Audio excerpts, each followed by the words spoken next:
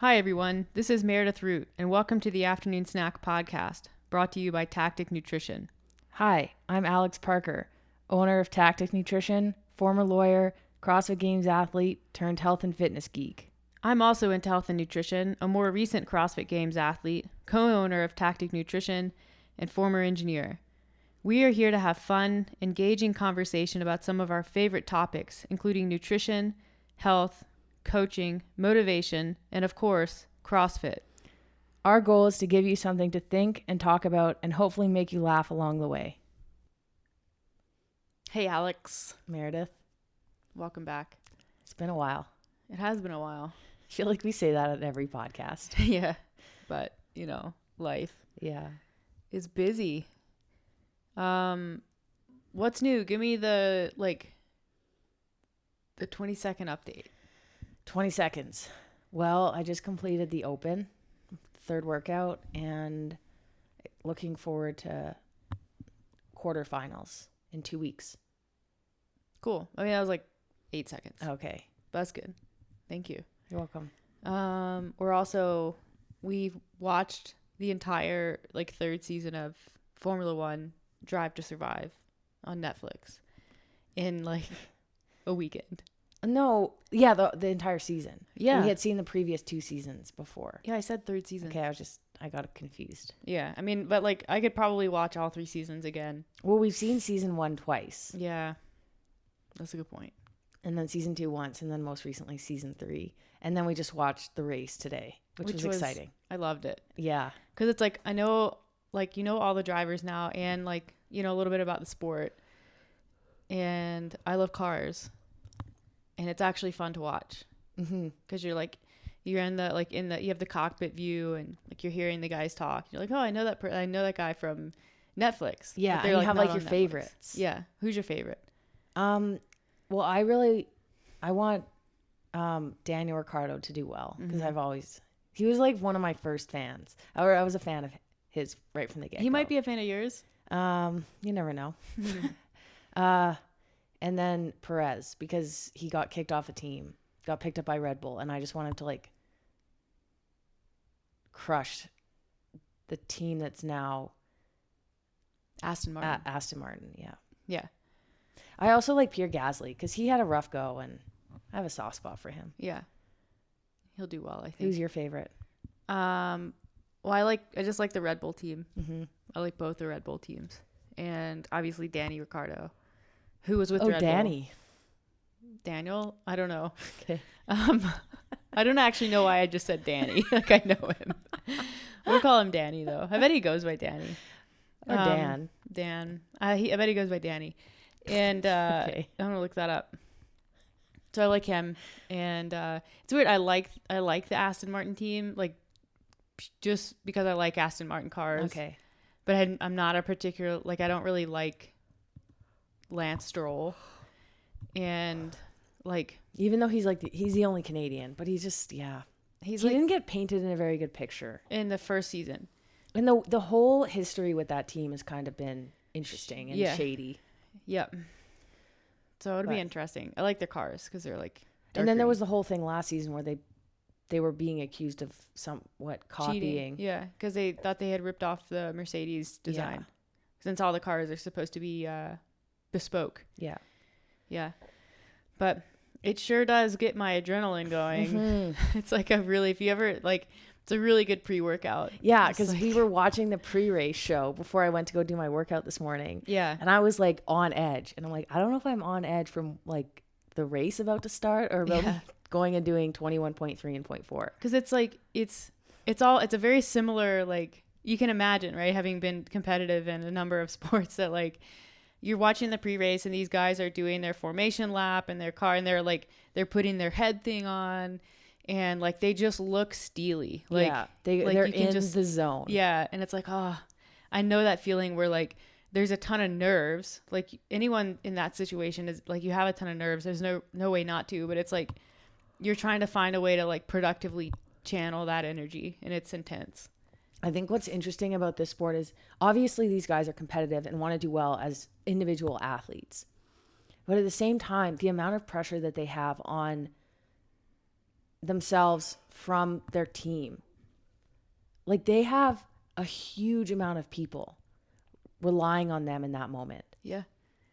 And not to mention, like, not to say that they don't rely on their team, but like they're in the driver's seat. Yeah. And there's Literally. there's like all these engineers, like the managers, the pit crew who like sit there and watch the race. Yeah. Like, and like that's the crazy thing about Formula One and like pit crew and other sports is like that's their sport, right? Like pit crew members, they're not driving their car, like they're not driving the car, but they're still playing the game. Yeah. They still do a sport, and their sport is I changed the right front tire. Yeah. And they have to be the best at it in order to get on a pit crew for Formula One. And it makes such a, like, it's so pivotal. It's so important for it's intense. Yeah. It's pretty crazy. And I just like learning about the guys, and I like the politics of this, you know, the contracts and who's switching teams, and yeah, it's all very incestuous. very interesting. Plus, I think the longer we watch it and stay into it, like the more likely it is maybe like a few years down the road where I'm like, hey, Alex, I found this like Porsche and okay, no. I feel like it's like if I'm like, yeah, I want this like super fast car, you're like, maybe you'd be more open. No, why not? There's a difference between like being a fan of a sport and like doing it, or like doing it half-ass. I mean, nobody, like my dad had a Porsche, and there's not even that many days in Calgary where you can just like enjoy driving it around. Yeah, first of all, the roads are horrible because it gets so snowy and cold that, like, I mean, you've driven my truck around. You hit one, like, there's potholes everywhere. Yeah. They're more noticeable in the trucks. It has no suspension. But, like, a Porsche isn't going to, you know, take those. I don't know. Like, Calgary's a weird city, though, because when it's summertime, you see all these cars come out. Like Lamborghinis, Ferraris. Not that many. It's more than, like, Raleigh. But they're not, like, ripping around Calgary roads. No, they're just showing off. Yeah, or like driving to the mountains. Like the roads going west are perfectly fine. Yeah. To get out of the city. That's where it's not fun to drive any nice car around in the city. You have to get away from the city. We did take my dad's Porsche to Banff that one time. Yeah. It was enjoyable. Yeah. You drove it because I don't know how to drive stick. Yeah, I mean, that's like, I don't know how you get to be 31 and not know how to do that, but that's fine. But anyways, maybe that's like 5-year goal. Get a Aston Martin or a Porsche. Yeah. But I have been putting the Audi in like dynamic mode more lately. Yeah, which is why you're speeding all the time, and I'm having to tell you to slow down. It's just like drinking gasoline. I'll stop. It'll go back in auto. Thank you. I didn't realize that you were wasting our money. I'm not. I'm kidding. It's enjoyable. It's an experience. Anyways, I guess it's like you're done the Open. I'm not done the Open yet. I'm not really doing the Open, doing the equipment free Open. But how does it feel to be done? Presumably you'll be moving on to the next stage, as long as your video is good, which I think it is. Yeah. You want to tell us about your Open experience to this point? I mean, it was fine. I did it on Sunday mornings, trained through as much as I could. My back was pretty much broken after 21.2. Not broken, but just extremely sore to the point where I couldn't really bend over. So I didn't really train Monday or Tuesday after. You're like, the Open workouts for you are the last session before a rest day. Yeah. Yeah. Does that like bug you at all? You wish you could do it first and do better? Or? Part of me used to want to do them on Fridays just to get them over with. So most years I do one and done. So I like to get them over with and then have like a weekend of training where I don't have to worry about it. I'm not sure why my coach put them on Sunday. Well, I think there's a lot to learn from people as they go. Yeah, like the first week I learned a lot. I think a lot of people had to repeat that week because they weren't aware of the standards. Having both feet on the wall before you move your hands on the wall walk. So knowing that before I did it on Sunday morning was very helpful. Yeah. And then I guess having an idea of like how long it's going to take. Yeah. Is nice. And there are some people who are putting up videos now. Like it used to be very, very like hush hush. Like no one disclosed scores. And now like, I mean, I'd still say like most people kind of wait. But, you know, there's people like Noah has been putting his video up. Like you can see start to finish for some like pretty good people. And it's beneficial, I think, to watch and learn. And like this year, there's such a large percentage moving on to quarterfinals that like you don't necessarily need to do the open workout right after a rest day. Like you can make it your final session and do like good enough. Yeah, knowing, exactly. Like when it actually matters, there's more in the tank. Totally. So, which is good information to have in your pocket. I think some people's egos struggle with that concept a bit. Yeah. I think overall I was happy that I did it. Yeah. Because I wasn't going to, but. Yeah, that was like a last minute decision. Yeah. Yeah. It's good to kind of see your name up on the leaderboard and see you're kind of in the mix. And you don't totally suck. Yeah. Because when you don't, you train alone all the time. Yeah. I have no idea if I'm good or not anymore. I mean, I know you're good. I tell you you're good all the time. Yeah, but you tell me I'm pretty and all these things. And I'm like. Are you lying? You never know. Yeah, that's cool. The quarterfinals would be in a couple weeks and then semifinals. Yeah. 2 bad things happened though. The first week. So my wall walks I thought were pretty good, but like you're moving at a decent speed.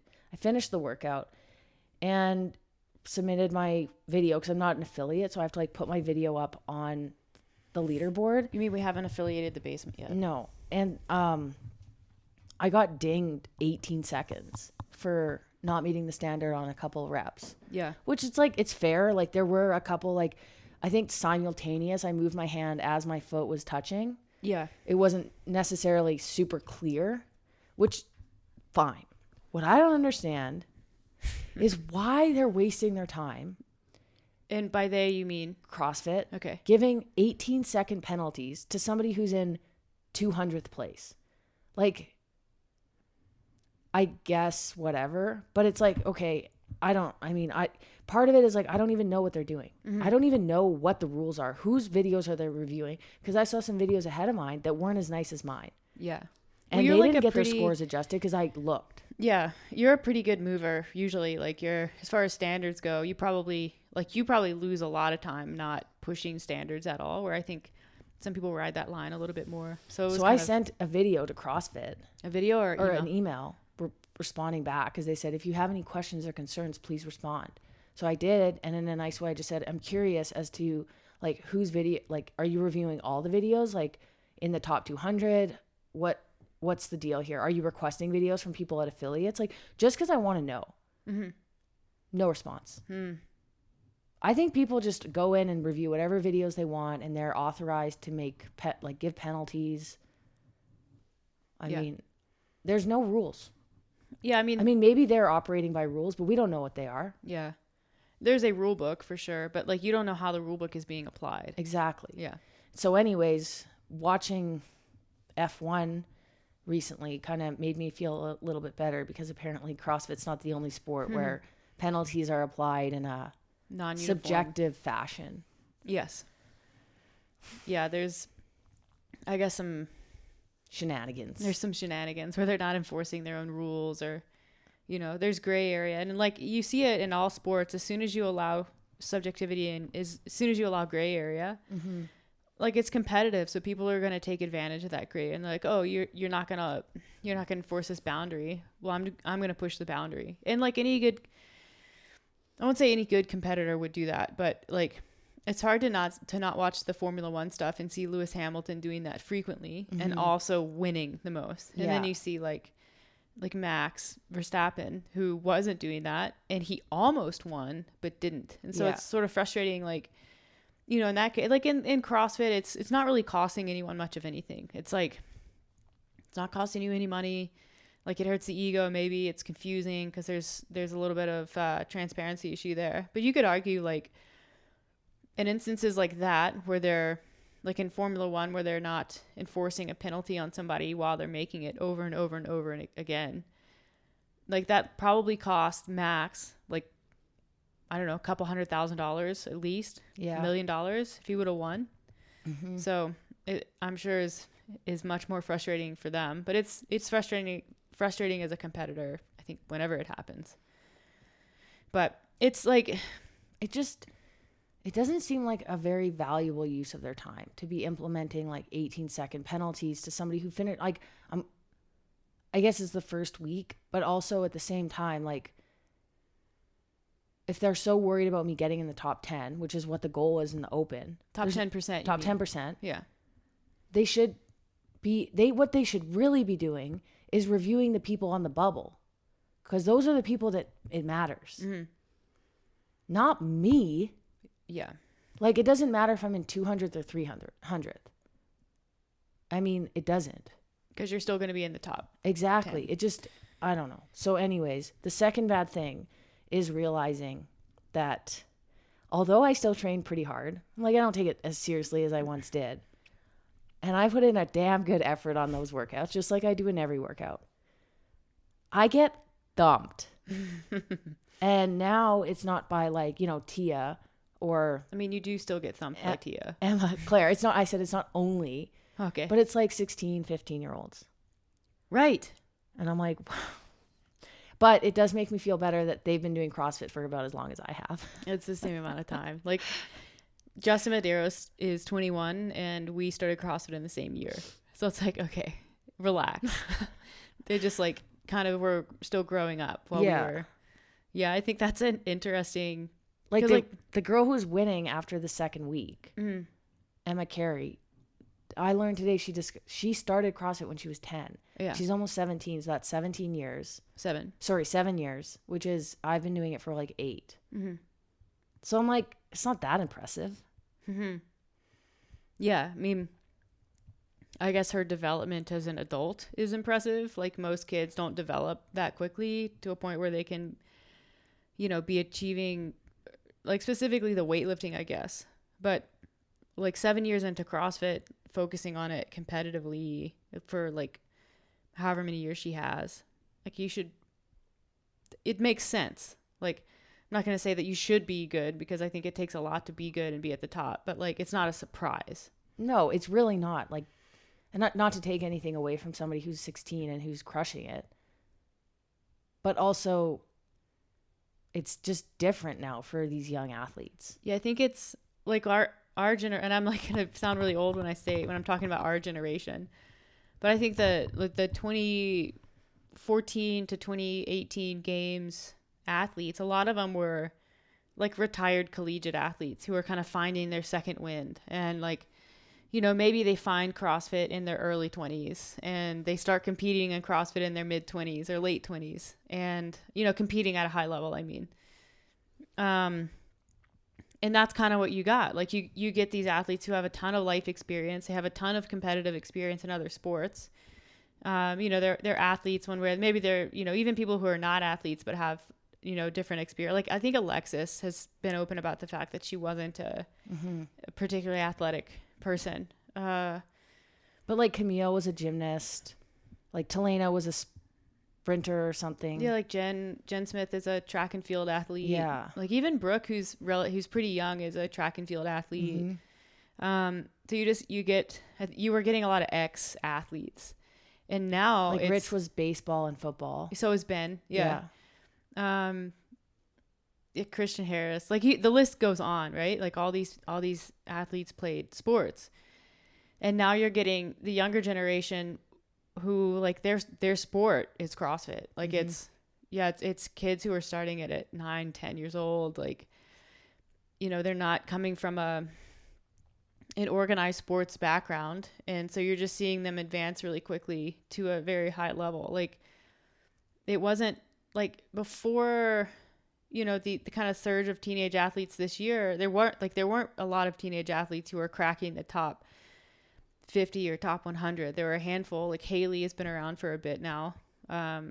She's just kind of an alien like that. And then, like, Lauren Fisher was kind of the first young athlete, but again, she was back in like 2014, where like her early exposure to CrossFit and whatever her athletic background was kind of lent itself. But it was also like, it was way easier to compete in 2014 than it is now. And so yeah, I feel like there's just this big change coming. This like kind of this handoff, like generation to generation, like the Paul Tremblay calls it the old guard, like our generation.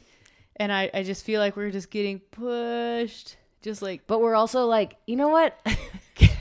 We're kind of like, it's not really worth it. Yeah. Like we see it for what it is. Yeah, it's a lot of work, number one, and it's like really effing hard. And it doesn't actually provide that much in return.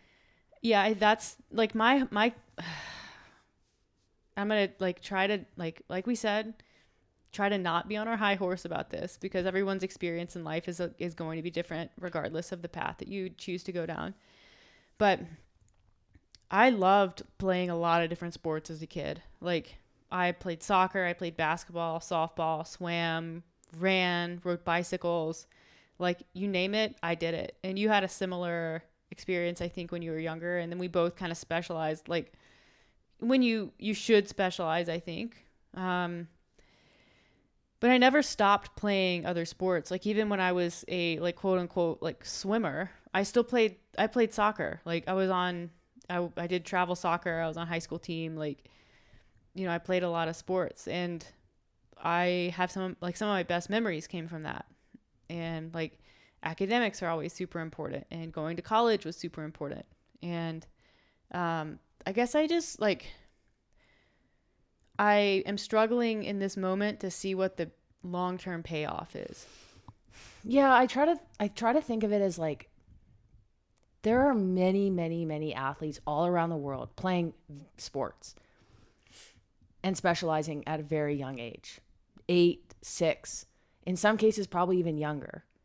And when they get to when they're 12, like you look at China or Russia, and they have these extremely young athletes excelling. I don't actually know what their lives are when they're 20. I don't know what that's like for them. I can't imagine it's great, because like you grow up without a normal, not that there's a normal, but it's a very extreme experience. Yeah. And it seems, but I will say that there is a more of a purpose behind that. And there's like the Olympics. Yeah. And the fact that you're, representing your country, you're playing a sport that is legitimized. Yeah. I don't think CrossFit is there yet. But you have all these athletes starting at super young and investing all of their time and getting homeschooled and putting education and socialization on the back burner. Mm-hmm. And even as we've talked about before, like the whole relationship with food thing is becoming a little bit concerning for something that isn't anything really. Yeah, it seems like maybe it will be one day. It's hard to say. Like right now it's a bit of a gamble, I think, to invest in it from an athletic development standpoint. And it's it's I get it. It's super fun to do. Like I was there when I was a little bit younger. Like and I still love it. Like it was really fun to like advance and get good and compete, and like it's fun to do, but like kind of understanding how childhood development works and the brain works, and we've talked about this on the macro episode. You can't put a lot of faith in the decision-making process of kids. And like that, and you're a kid until you're 20 from a brain development standpoint. And so just because a kid really, really wants to do something because they really, really like it, like that kid is not able to process or understand the long-term consequences of making that decision. Yeah. And so it's the job of the parents and the adults in the room to at least paint in some perspective. What I'm seeing from at least my experience in ski racing and golf and other sports that I have friends in, like, hockey players, basketball players, football players, you see it. And the education part of it is almost being more prioritized. Like with ski racing, it was never a thing that like people went to school after high school. Like there's so much traveling required in ski racing that your high school education gets put on the back burner. Like people wouldn't graduate until they were done skiing, and then they'd have to go back to high school. They get like a GED. Or not. Like they just wouldn't have anything, and then they weren't educated. Now it's like high school education is prioritized. There's specific sports schools, at least one of them in Calgary, that a lot of these ski racers go to. And then after that, the like NCAA circuit is a lot more developed than it used to be. So a lot of these people, at least from the Europe, Canada, and the US, are being funneled through NCAA. Like into a university. They get their education, ski, and that's just like football or basketball. And then they go to the World Cup if they're good enough. Yeah. But CrossFit, it's like there are kids who are getting homeschooled from the time that they were like freshmen in like ninth grade. So you're missing that whole like that socialization. And like how good is your schooling? And then what about university? Is that going to happen? Well, not all universities, like it depends on the homeschool program, but it does make it much more difficult to get into a decent university if you're not going through a traditional high school. Like you just have to score like out of this world on SATs. And like, is it actually necessary in CrossFit? Is it that competitive, and is there that much to gain to invest that much of your life into it? I don't know. It used to not be. Like you could definitely do it part-time. And by part-time, I mean, I still think you can get 4 hours of training in and like go to university or go to school or like have a job. Yeah, for sure. Yeah. I mean, you did it, I did it. But I think now the trend is like all these people are saying, oh, I train for 6 hours a day, or I train for 6 to 8 hours a day. And it's like, I mean, we've talked about this. No one trains for 6 hours a day. You spend 6 hours a day in a gym. Like it's easy to burn 6 hours in a day in a gym. How much are you actually training? Maybe 4. Maybe. And so 4 is a lot. Yeah, that would be like a 2 hour like weightlifting Metcon session. Yeah, 4 would be a lot. Let's call it 3. Like 2.5, even if you're cooking, is like a long session, 2.5. And then the second session, even for like elite athletes, is usually like maybe an aerobic portion. Yeah. Where you're rowing intervals or something like that, or you're doing a longer duration Metcon. Yeah. But it's never going to be another session where you're doing weightlifting, which is what takes the most time. Yeah. You're not going to be doing a whole session with like gymnastics or multiple pieces. Like it's just unlikely. It's these people are just wasting time. Yeah. Or they're taking 30 minutes in between each portion of their workout. Maybe that helps optimize each portion. Maybe it also means their training just isn't very well designed. Yeah. Which could be also the case. Yeah. So it seems like it's giving up a lot. I think a lot of people are giving up a lot and they don't even realize, cause most collegiate athletes, like even people who go to the NFL and the NBA, like most of those guys are completing their degrees first. Mm-hmm. Like there's the odd, like, if you're very good and you're likely to go first round in the draft, maybe you curtail your university degree and go a year early. But then they used to, like the NBA used to allow you to go to the NBA right out of high school, and they stopped doing that. So now there's a collegiate requirement. And I think the same is the NFL is the same requirement. And I think baseball is the only big one that doesn't require that. So you can go straight from, and that's just because they're like the minor league feeder system works different, but you go straight from high school to minor leagues but still like you have to play in high school. You can't play baseball being homeschooled. Mm-hmm. You have to play in high school. You have to go to high school. In order to be on a team, you have to maintain grades. Like I think there's a lot of value in going that route. And it's just crazy to me that like, I was never an athlete that was going to get a scholarship to a university, but I would have loved that.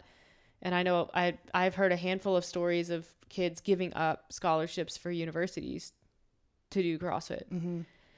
And it's like, maybe it's just my super adult brain is just like, why? Why? Like, I know like the most valuable thing I've ever done is university. In my degree, in the career that I had. That's the most valuable thing I've ever done. CrossFit does not even like, I don't know. I had like a childhood dream, and it was to go to the Olympics. Okay. And like any kid who plays a sport, I feel like wants to go to the Olympics. Oh, of course. But like CrossFit is like, I want to go to the CrossFit Games. But like they don't know that the CrossFit Games is nothing. It's like, I want to do the Spartan Championships. Yeah. No one even knows what that is. Like, actually, people don't know what that is. Everyone knows the Olympics. You're representing your country. Yeah, it's a fixture. You don't have to pay taxes. Yeah, it's crazy. But like that, it doesn't. It's just. I'm not saying it's wrong. Mm-hmm. I'm just thinking about it from as a 31-year-old who has played sports and done CrossFit. Like, I've always prioritized my education, and I did well enough in sports, prioritizing both, which I think is absolutely 100% doable for most sports. Mm-hmm. I have skied with people who had tunnel vision, and their parents allowed them, as I mentioned, to like not complete high school, and they ended up in their 20s. They kind of stuck around with skiing or whatever for as long as they could, and they ended up like, and just not like, I guess it was their decision. Yeah. But I wonder how many of them look back and they're like, damn it. Yeah. Had I managed my time a little bit better and prioritized a couple other things, I wouldn't be left with nothing. Yeah. Like sport is great, and it's great to really invest a lot of time into if you really love it and there's something to gain. But if you don't have to, why put all your eggs in one basket? I guess is all I'm saying. Yeah. Because there's other, like, I kind of compare CrossFit to like a sport like swimming, where your financial opportunities are just very limited. Like, unless you're winning gold medals at the Olympics year after year, like you're not going to make a ton of money swimming, even like being top 1%. And so I think that's part of the reason why like that sport funnels through the university program, and that at least it does a couple things. Like, the best coaches in the country are at universities. Mm-hmm. Like the Olympic coaches are at universities. It encourages athletes to pursue university degree. The best swimming programs are schools like Stanford and, Indiana. And so not only like, as an athlete coming through high school, that not only, okay, I want to swim with this coach in college because he's, he's the head coach with the Team USA Olympic team. This coach also, like, he coaches at Stanford. So now, like, how incredibly difficult it is to get into Stanford, even as an athlete. So now you're aspiring to not only be the best swimmer that you can be, but also be like A+, 6.0 GPA student, because you have to do that in order to get what you want. And I like that about Olympic sports that exist at the university level, because it's so important, I think, to provide kids not only with an opportunity to compete at a very high level, but also an opportunity to get an extremely valuable degree that will serve them after they are done competing in that sport. Because, like, what do you do when you're done CrossFitting? Do you open a gym? Like, do you, like, what happens? A programming company? But like, you can kind of see the direction the industry is going. Like, that market is becoming so saturated, and there's all of these big players who are already in it. So it's like, how, maybe there's one or two people per year who can push through the crowds, maybe because they're actually very good at it, or they have exceptional marketing people, and establish a brand that people want to buy into for programming. But like, what are you left with? Yeah, I think you make a good point about swimming, in that it's not a very lucrative sport from a financial standpoint. So it naturally funnels people towards university, because it's like, hey, I'm going to invest all my time in swimming. I'm not really going to get any money about it. I better have a backup plan. Yeah. If you take hockey, for example, or these like really good baseball players or basketball players, and maybe they get drafted, like, who's that Zion? Oh, from Duke. Yeah, Zion March Madness. Williamson. Like, he's so good. He's so good that it's like, and in such a competitive sport, like a worldwide, just like this huge sport of basketball, which every kid is playing. Mm-hmm. And he's like the best. And he's what, 18? Zion was drafted, I think, when he was 19. 19. He played freshman. 1 year at Duke. So it's like, all right, makes sense that like it's worth it for you maybe not to play university anymore. Mm-hmm. You're going to be making big bucks. Like, I get that maybe putting off your education is not a bad idea. Yeah. Hockey, same thing. You get somebody who coming up who's 18 and they're probably going to make it into the NHL or have a really good shot. Like, that's big bucks. Like, you get into the NHL and it's so competitive. It's probably worth putting your education off to the side to really hone in. CrossFit, it's not that competitive. Mm-hmm. There's not even that many people doing it. So it's like, and you're not making money. So I'm like, I don't understand why CrossFit is going in the direction of these huge sports that are extremely lucrative. Mm-hmm. And you see it from like older athletes, like quitting their jobs or not pursuing like a career after their education for many years. And I'm like, but why? Yeah. Like, do something. Like, I guess I get it. Follow your dream. Like, totally do it. But I guess I'm not that type of person. Yeah. Like, follow your dream if your dream is going to provide for you. Don't let your dreams be dreams. I'm like thinking of that. Have you seen the motivational speech by Shia LaBeouf? No. Okay, I'll pull it up for you later. That's great. It just like, it doesn't make sense to me. Yeah, The sport is so weird. Yeah, it's super weird. And the thing about it, like, I love CrossFit, don't get me wrong, of course, and it's brought so many things for me. Mm-hmm. But the whole thing exists on social media. Well, yeah, that's what I was gonna say. Is there's not enough money in it from prize money. There aren't big name sponsors. Like, there just aren't. Even the Reebok contract with CrossFit, originally the 10-year one, was like chump change. It was. Yeah. And you know, the Noble thing, like, that's not a ton of money. Like, it's unless it's like, you know, the CrossFit Games brought to you by Mercedes. Like, that's, now we're talking money, right? Yeah. The CrossFit Games brought to you by FedEx. Like, that's big money. So what you do is it pushes athletes to pursue income opportunities outside of the sport. Mm-hmm. And it forces athletes, actually. Yeah, because in order to do it full time, quote unquote, as in not have a full time job, you have to be making money somewhere. So it's now you're making money on social media. Like, you're a professional influencer who does CrossFit. Mm-hmm. Like, that's how it is, and it has to be that way. Yeah, and it's not to, like, you can make a ton of money on Instagram, but you have to be willing to play that game. And the athletes who are not willing to play that game, and there are a few of them who are, you know, who are good, but they just, you know, they don't stand out on social media because they don't do the Instagram thing. But like, imagine trying to get into university or get a job, and they're like, well, what have you been doing for the last 5 years? Like, you're 24. Influencing. And it's like, oh, I did CrossFit. I did all these like regional competitions, and I have 200,000 followers on my Instagram. It's like you may as well have just said I rollerblade. Like, it doesn't. There's not. I don't know. I don't get it. Yeah. I don't get it. I'm not the type of person who ever puts all of my eggs in one basket. Like, I spread my eggs out. Especially when the basket might have a hole in the bottom of it. Yeah.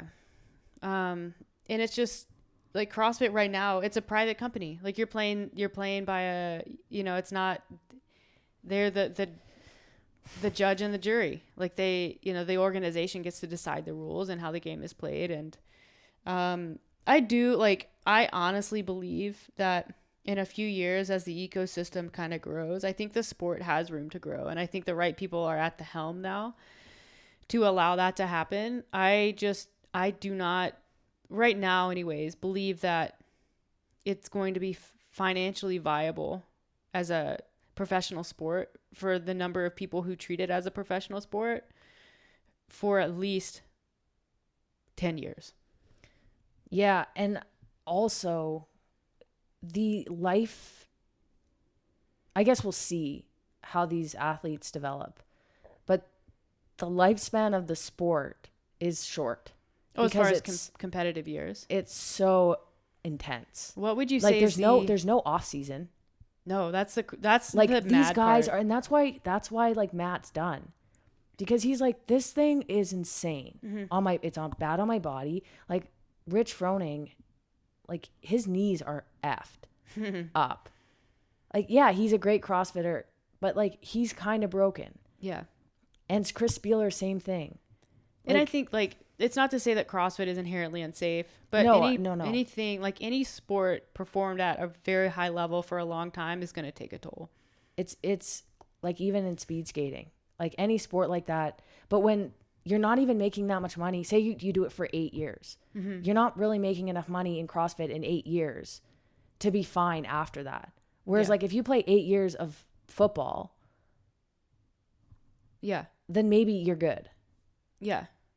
I don't know. I don't really know the numbers. 8 but years like, of football is a lot. I think about like CrossFit Games, you win what, $250,000? Is that the prize money? If you win, yeah. So if you won 6 years in a row, you would make 1.5 million. Yeah. That's not even that much money. No. Like it is in the moment, but like you're not gonna like be fine like retiring and being good to go. Yeah, like if you average that out with your income in the following 6 years, the following 12 years. Yeah. Now what are we looking at for average income? Probably not that much. And it's unlikely that, okay, I won't say unlikely. It's, I'll say unlikely. It's unlikely that a lot of that money doesn't get spent. No, and it's taxed immediately at a very high rate, especially when you were winning in California. So yeah, longevity. Yeah.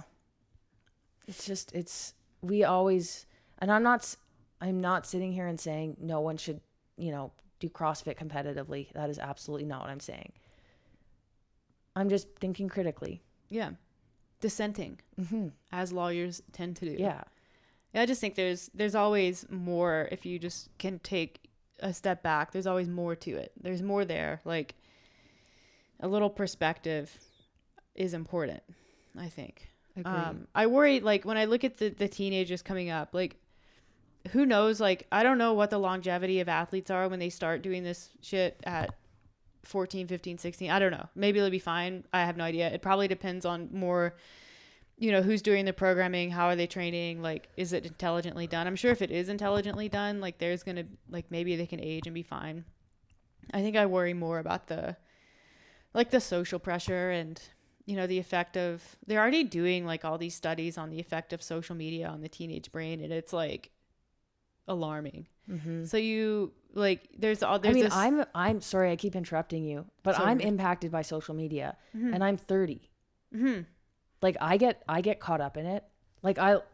I'm losing followers very slowly because I'm just not as active on social media. I'm not really doing much like as an athlete. Yeah. And it's like frowny face, like a little bit. No one likes me, but like I don't tie all my value to that. But some of these people, that's all they have. Yeah, it's hard to not get wrapped up in it. And it, like, teenagers already have so much pressure on them, like self-imposed pressure from their peers. Like you had a sport that places an enormous amount of competitive pressure, and also it's like, hey, by the way, in order to make money doing this, like you have to play this Instagram game, and you put yourself out there day after day after day for like public assessment, and it's scary. You also see with CrossFit, and again, I don't follow a ton of other sports, but you see a lot of body image things happening in this sport. Partially, I think, because it does largely exist on social media, and what you look like is valued on social media. But it's valued in society. Yeah. Sorry. Yeah. And with even some of the other athletes that we've competed against, like it's hard not to compare how you look in the sport of fitness. Yeah. And worry about that. And like, that is such a, like, you can believe it or not, but that is a huge part of the sport for every athlete, female and male. Yeah. If you don't have the look, but like, But even if it's not social media based, it's like you look at your competition and it matters to you. Yeah. I don't have a six pack like this person or this person. Yeah. I mean, even like when I was at my peak, which is probably like 2017, 2018, and like was beating games athletes, and like, not to toot my own horn, I beat you all the time. Like I was beating you a lot back then, a hell of a lot more than I beat you now. I don't beat you now.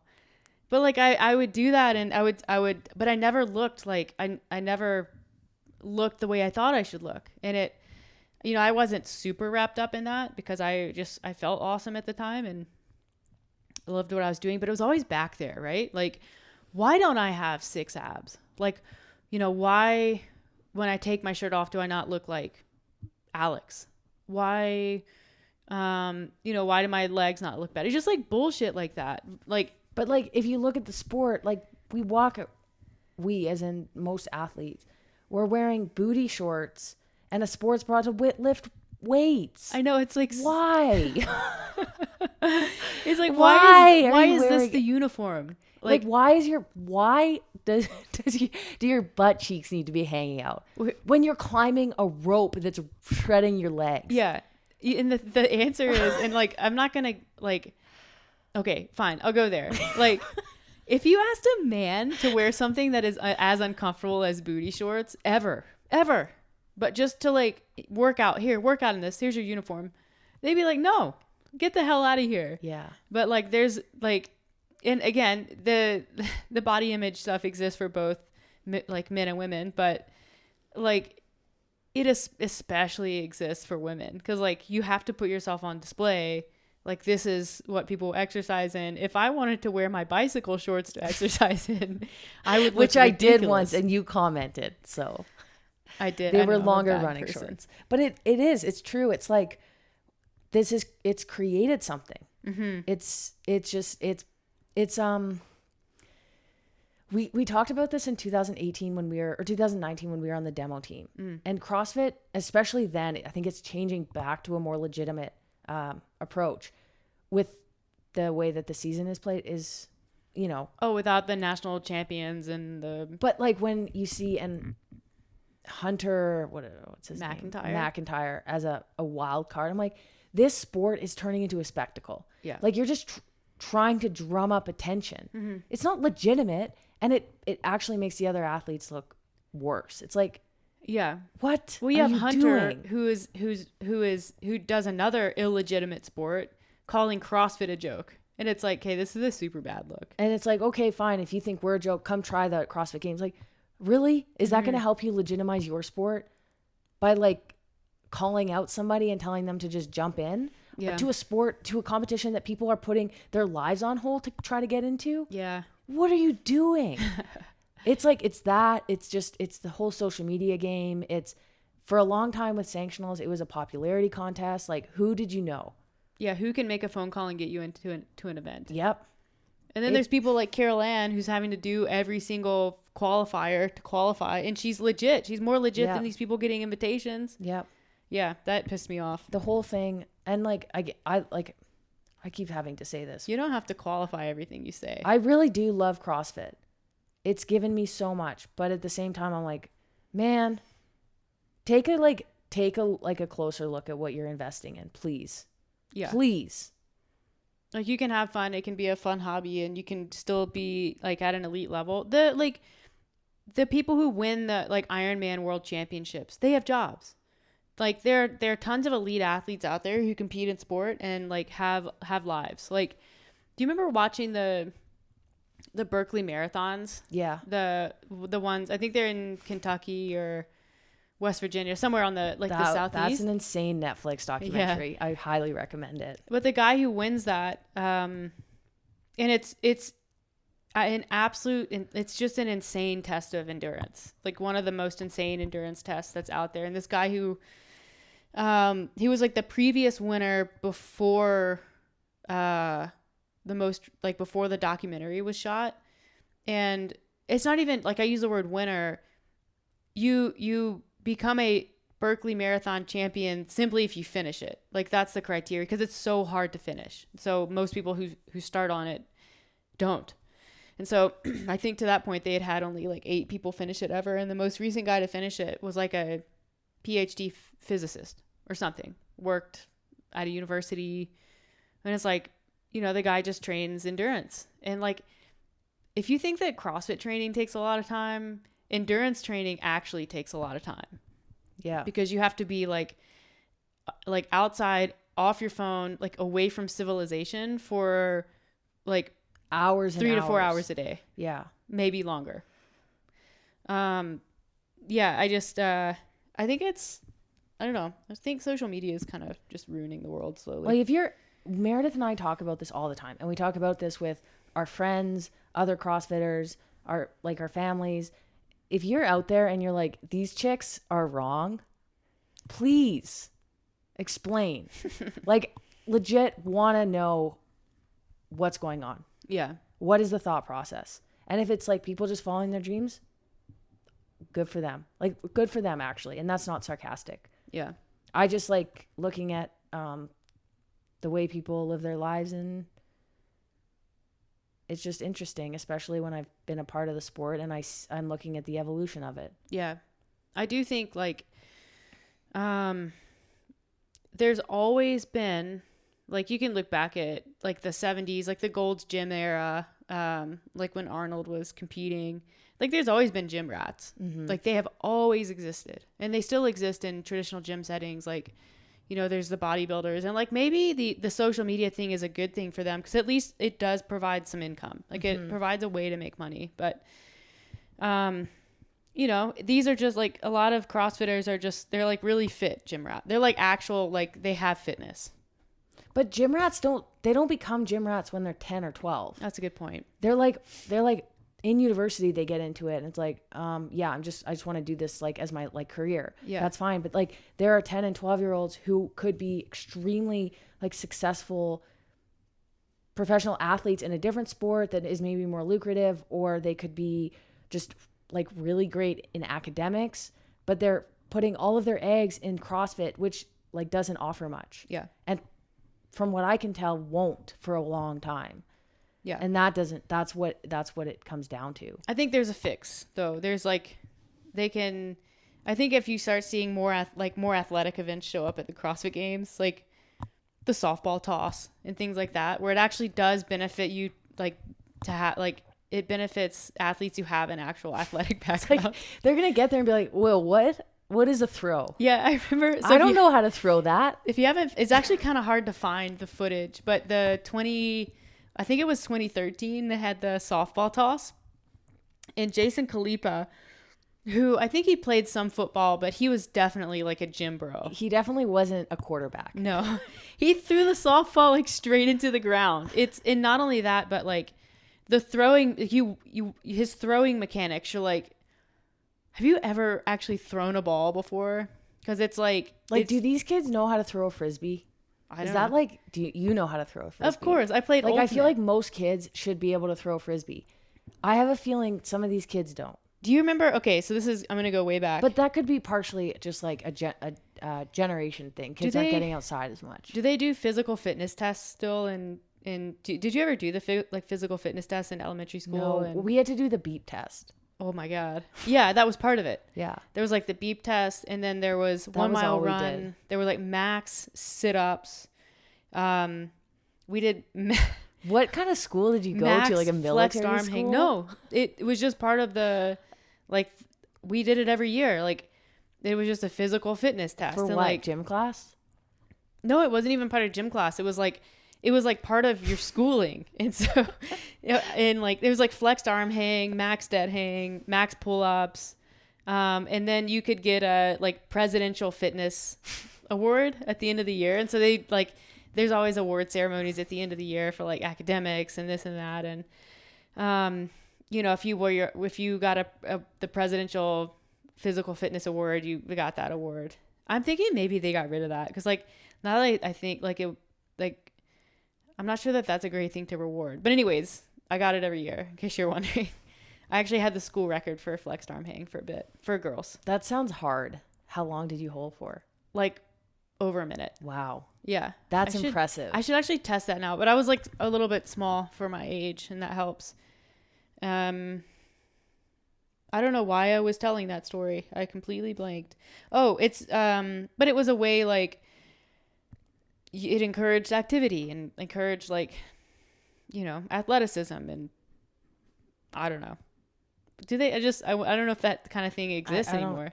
Like I think about recess and stuff, and I'm like, that stuff was fun. Do kids still do that? I don't know. We used to play like, but I also didn't like. I am also horrible with computers, so. That's a pretty important skill that I wish I had. We used to play like they would let us play dodgeball in PE. Yeah. Oh yeah, with the pink balls. Oh my god! And you get like slapped, and the pattern from the ball would just like stay on your body, like on your face. I recently played when I was in my articling year. We went for our like final year-end party to that gymnastics gym, and it was really fun. But there was a specific dodgeball like room. And it had netting and like a spot in the middle and trampolines and stuff.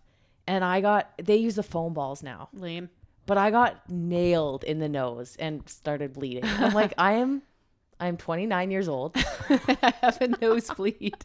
I have a nosebleed from dodgeball. What am I doing? Yeah. But you know what? I liked it. It brought me back. I know. I used to like. And it was from a boy. Yeah, that really brings it back. I didn't care, like... And he didn't care. Nope.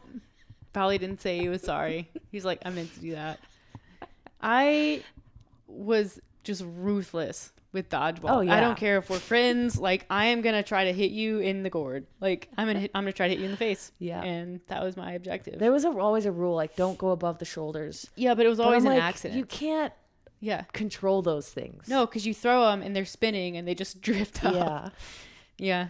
Good that was times. fun. I would like definitely do an adult dodgeball league. They have those. They do? Mm-hmm. Okay, I'll look into that. But I don't think you use the pink balls. Ugh. I think those are like banned now. Probably. That was like the same balls but smaller that you'd use for a kickball. Yeah. Have you ever like whiffed a kickball before? Yeah, that hurts. That's bad. I think if I did that now, my hip flexor would tear. Yeah, I was like, that's one of those things you can get away with when you're like when you're 12 or 13, but you can, as a 32-year-old, if you were to do that, you would break, like something would dislocate. I remember running so fast playing soccer once. There was like, it was super windy. We were out on this field, like in the Northwest, super windy. And I started going really fast because I had a tailwind. Of course. And I basically like was going so fast. I'm like, I'm going to go into the ground in a minute. Your body can't keep up with your legs. You ever do that? Yeah. And I like just stuck my leg out and like stopped myself. And I'm like, I remember that so vividly. If I tried to do that today, let alone just running that fast, my leg would like go into my body. It's like that clip of, you remember watching that thing about Bo Jackson when he does exactly that, and he breaks his pelvis with his own femur. That would happen. That's exactly what would happen. And not because I'm strong. No, but because I'm breakable. Yeah, it's different. It's different now. It's different above 30. I don't know. I will say it's cool to watch these young guns come up in the sport just to see what they're accomplishing. Yeah. From like a spectating standpoint, I'm like, damn. But I am like, holy moly. I'm glad I'm like going more towards the spectator side of it now. Yeah, because I'm like, I can't compete against that. I want no part of that. I will never lift what they're lifting. I'm actually trying to just maintain my like, what I've ever lifted. It's like, just don't lose any more strength. I can't put clean and jerk videos on the internet anymore. Because even if it's above like 200, which I'm like, yes, stoked, above 200. I'm like, I can't with that. I'm at the point where it's like, I see in my programming, like, work to 90%. I'm like, do I work off my, like, my best ever or, like, my best most recent? Yeah. Because there's a big difference. 90% of my best effort is above 100% of my best now. So, yeah, you have to get creative with percentage work. Yeah. Really should be RPE is a better. Yeah. On the day, I'm like, 175 is probably good. It's for a back squat. Yeah. Yeah, but man, it's pretty impressive. It's cool to see like how far you can push the human body from like a fitness strength aspect. Yeah, I do think that CrossFit is sort of redefining the limits of kidding. the human body is capable of at like concurrently. Like there's obviously like there's phenomenal like Kipchoge, like the sub 2 marathon, like that's amazing. But it's like it's cool to see, okay, what can a human body lift? How fast can the human body run? Like how good, like all of these like different how parameters. many pull-ups they can do, strict kipping. Yeah, like it's like gymnastics capacity. Yeah, I think like what we previously thought was, and it's hard to even define because like all of these tests are kind of being developed as we go along, and it's like I think the best demonstrations of it truly are when we repeat workouts from like 2015, 2016, 2017, because like scores are just getting blown out of the water. Yeah. And I remember 2017. I remember those scores like on 17.1 and just being like, oh my God, like, did you see so-and-so went like almost broke 9 minutes? And like now how many people broke 9 minutes last week? It's crazy. Yeah, I like, we kind of have a unique perspective, and it like the people in our generation, I think it's sort of like straddling the fence, like, old school CrossFit competition, and you still have your foot on the new school CrossFit competition, or on that side of the fence. And I think you're going to see a lot of athletes just kind of slowly like fade away. They'll still be around, but it's like, is Jen competing anymore? It's like the like you said the other day, the Homer Simpson meme where he just slowly backs away like into the bush. Yeah. No one announces retirement anymore. We just like slowly phase out. Yeah, it's like I'll just like, it's like you kind of notice they're not on the leaderboard, but also you don't. Yeah. It's like, yeah, I'll just like continue to report my whereabouts for drug testing. Like, if that's all I have to do to stay in the sport. Yeah. Like, I'll just do that and avoid officially retiring, even though like in my own mind. Yeah. I think it's like retired. it goes, you compete as an individual, and then you transition into team, which we both did. And then maybe you dabble in some like individual again, and then you just phase out. Yeah. It's like, all right, this was fun, guys. I'll see you guys in Masters in a few years. Yeah. Or not. Yeah, it's super interesting. I think I'm getting back into endurance. I feel it coming. And not just because I ran 5 kilometers today, okay? Yeah, Meredith suggested doing a 50-kilometer trail run in June, but decided to go with the half, 25. Yeah, I can't get ready for 50 kilometers in 3 months. 25. And I'm thinking about a marathon in the fall. Yeah. It's good timing, because if I end up making it to semifinals, that will happen in the summer, and then I would have a few months to get up. Because I'm ready for a half right now. Yeah. So really like 3 or 4 more months and you'll be ready for a full, if you want. Yeah. You're like the type of athlete that can probably go back and forth and like probably run a marathon and then like, okay, I can come back and do some CrossFit. Yeah, it's because as a CrossFitter, I'm just not a strong athlete. Yeah. So it's like I don't really have that much strength to lose. Yeah. So that's kind of good. Yeah. I think my street is more of a one way. Yeah. Because I think if I actually trained for it's like you didn't train for 1 week and lost 5 pounds of muscle. Good job. Yeah. Like when did you get tiny? And it's like, then like 6 months later, I'm posting like a video stoked to be snatching 125. Like this is going to be my life. You'll see. Yeah. But anywho, I can't I'm so excited to see the sport in 20 years though. Oh, I know. Just like from just the way the company is. Do you think it'll be around in 20 years? Like, honest question. I think so. It's growing. The projection is. Do you think the sport will ever exist outside of the company? And I mean fully outside. I was inclined to say that when sanctionals were a thing. We're going to have to see this year. It seems like it's just going back into like CrossFit Games is the be all and end all of CrossFit everything. Which is crazy because like I think you actually win more money at other competitions like Dubai. It's possible. But we'll see. I think long term, like when I think about the big money sponsorships that are kind of needed, like I don't know why I always think of tennis, but like or even golf. Like you're always going to have the Masters. Well, yeah. Or the US Open. We have the majors, like the Open. Yeah. But maybe you'll have like a lot of other stuff that's. Well, there's like the PGA Tour. And at every tour stop, there's, hundreds of thousands of dollars, like $1 million prize for every single tour stop. And the same goes for tennis. The same goes for, what's another sport that uses that model? I don't know. Tennis and golf are the big ones. And that's a good comparison because those are both individual sports. But the big difference there is the PGA and the Professional Tennis Association, those are nonprofit organizations. And so there's no problem. Like they oversee the competitions, like they oversee the event schedule. And of course, Mercedes and FedEx and like Buick are going to have no problem sponsoring a nonprofit event because they know like there's no conflict. Like, are they going to be okay like sponsoring a privately run event? I don't know. Yeah. But that's part of it. That's part of what makes it so interesting. Yeah. So I think if I think long term, if the sport can exist a little bit more outside of the CrossFit managed ecosystem, I think that's when you could see a lot of money get involved from sponsors, like actual sponsors who are not noble. Yeah, but I have no idea. I don't know that much about like how professional sports are actually organized. And then you'd have to like, okay, do you have to be carded? Like, do you have amateur and pro? Like that's how like golf works, is you have the amateur tour and then you have pro tour and then you have pro-am and like. Well, I remember too, remember when there was discussion about like creating an athlete union?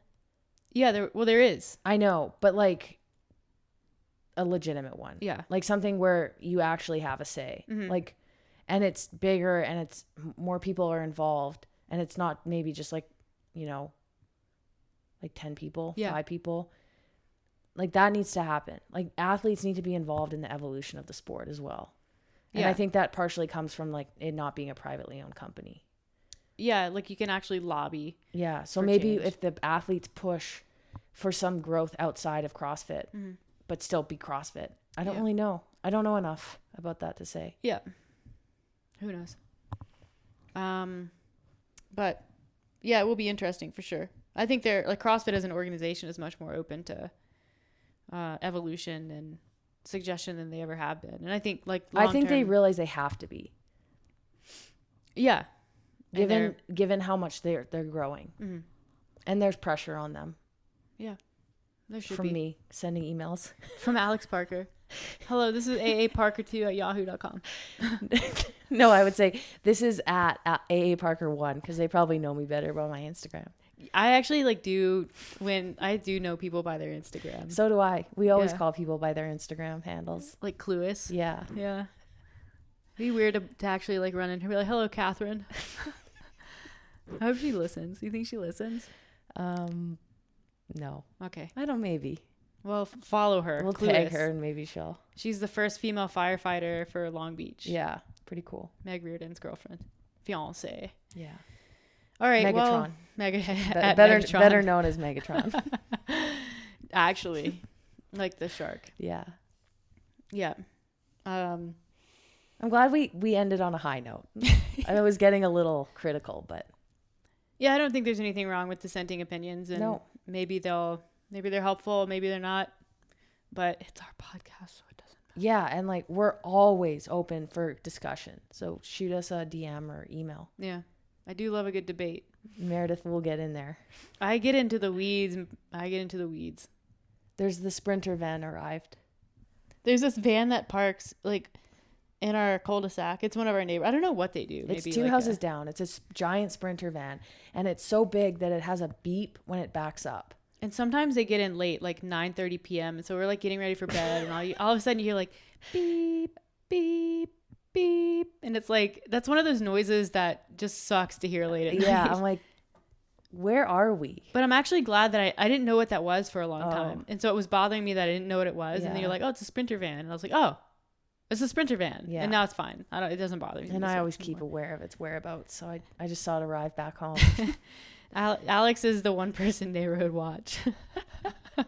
Yeah, it's all good. But, wait, before we go, tell them the story about the newspapers.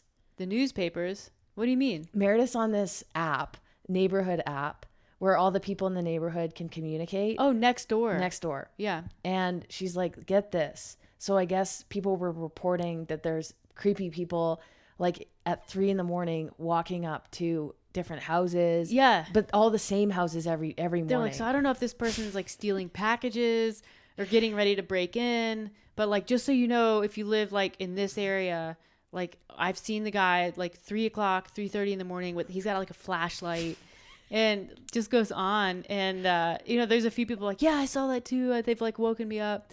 And then one person comments back, they're like, oh yeah, that's the newspaper delivery guy. And it was like, oh. Which makes sense. So yeah, we're staying on top of things. Yeah, it's good. I love that app. Someone the other day, sorry, we're really rambling here. This is a good one too. I didn't tell you about this one.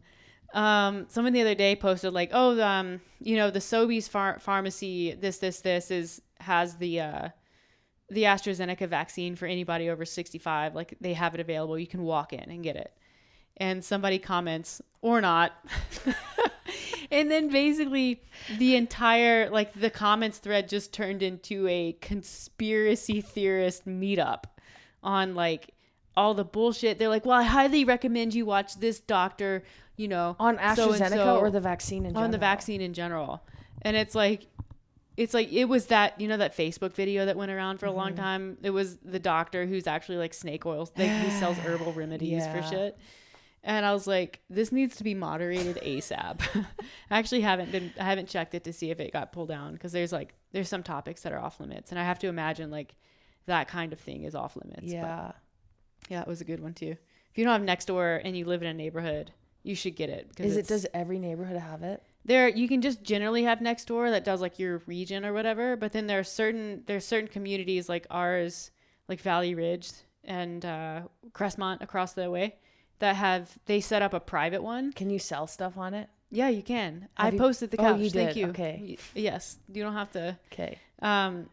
But yeah, it's all address verified. So you see, like it's only people in your neighborhood, and you have to verify that you live at an address. And yeah, it's great. It's actually very helpful, but also occasionally very entertaining. If you're interested, there's a house for sale 4 houses down from us. Yeah, we'd love a cool neighbor. Yeah. We're trying to like make our cul-de-sac's pretty cool. Half of it. Yeah. We're on the cool side though. We're the line. The people to the other side are not as cool. And then the people right next to us are awesome. And I think we're in the process of becoming friends with the cool kids. Yeah. They'll see. Yeah. Yeah. But yeah, if you want to be our cool neighbors, move into the house. It's actually exactly the same floor plan as our house. It's exactly the same house. Yeah. Our house is 4 houses down from our house. Yeah. One. I'm going to edit out the fact that you just gave our address to the internet. I mean, it's like our business address, so. Yeah. I'll still edit it out. But if you're actually interested and not creepy, we will give you the listing. Thank you, Alex. Wait, I haven't told them my social security number yet. Yeah, exactly. Here, while we're at it, let me get you let's get the credit cards out. Man, for a smart person. Okay, if somebody wanted to find out where I lived, they would have to email me, and my address is there. I haven't changed it from our old one. Oh, neither have I. The high-rise condo with the extra levels of security. Anyways. Yeah, that's a good point. All right. Well, on that note, I guess we'll, that college education release paying off here, AA Parker one. We'll sign off. Thanks for listening to that rambling. This has been a long one. So if you made it to this point, kudos to you. We hope you enjoyed it. We appreciate you listening as always, and we'll be back for more soon.